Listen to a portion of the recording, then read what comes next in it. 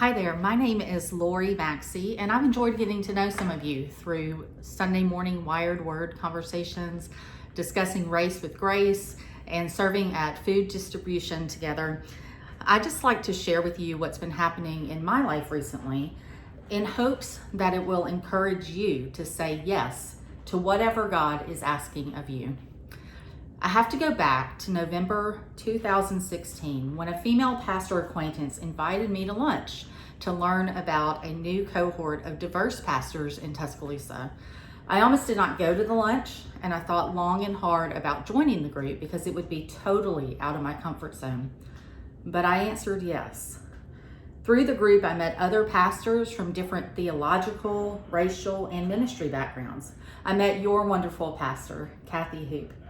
I discovered the hidden gem in Tuscaloosa called Stillman College and its phenomenal choir. I began reading authors I had never heard of before. I traveled to Israel with a cohort of pastors in the summer of 2018 and encountered the Lord in new ways. I was exposed to new concepts that gave me language for previously unarticulated thoughts and feelings. Have I been too comfortable? What is really the definition of church? Am I too busy to love people? Am I too busy to love God? What does it mean to be called a pastor? Should the church reflect or resist culture? Are our churches too beautiful for people to feel comfortable? Am I too scared of what some people think to stand up for people who have been forgotten?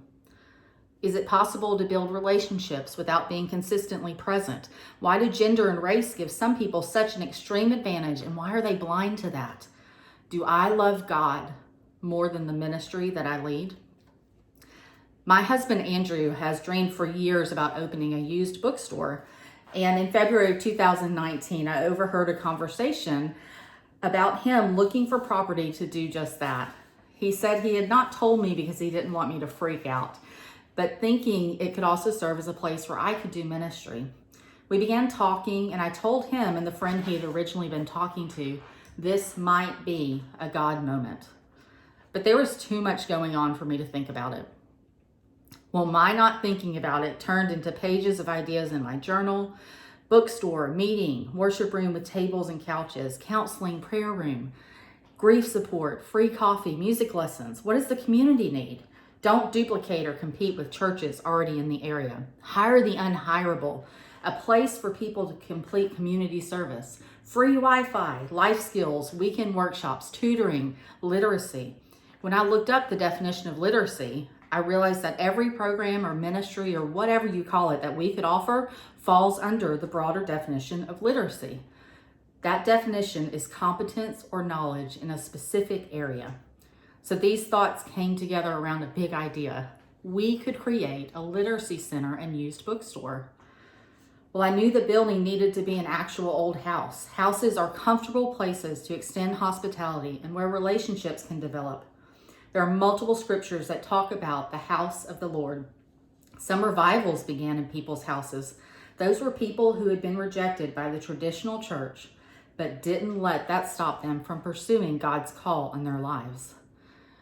Like the people at Pentecost, Susanna Wesley's Sunday afternoon services, Phoebe Palmer's Tuesday meetings, and the Azusa Street Revival led by William Seymour.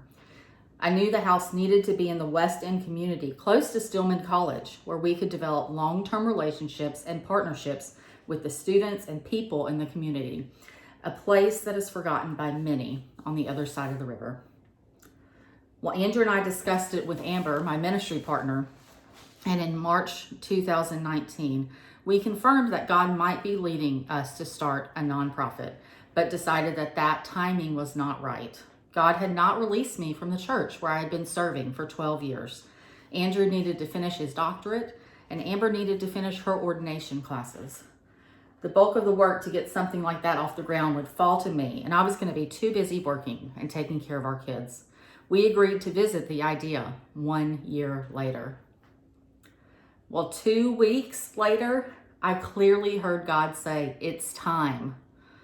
Honestly, he had been trying to tell me that for a while by making me uncomfortable where I was serving.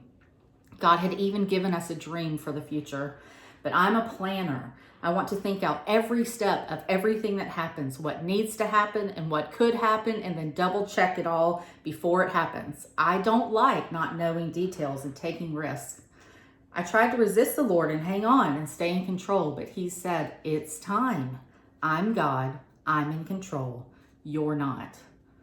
You don't need to know everything that's going to happen. You need to trust that I do. So I answered yes. And only 5 months later, last summer, we had an official nonprofit organization called the House Tuscaloosa. We have a house on the campus of Stillman College. We have a board of directors. We have a logo. We have a website. We have books. We have volunteers. We have donors. We have t-shirts. And I have more faith. None of the times I've answered yes on this journey have been beautiful moments. I've said yes, kicking, screaming, crying, digging my heels into the ground. Sometimes my yes has sounded more like I guess so, or even whatever. But those small acts of obedience seem to be enough for God. It's still painful at moments. Some days I question what we're doing, and I expect there will be more hard days to come. I don't have a clear picture for the future, but I've been saying yes to each day as it comes. And wherever God leads and whatever God asks, I intend to keep saying yes. I invite you to think about what God might be asking you to do, big or small, no matter how risky, even if you're the only one doing it, or if he's asking you to join others in something. I hope that whatever it is, you'll know if it's from God, and if it is, that you will answer yes.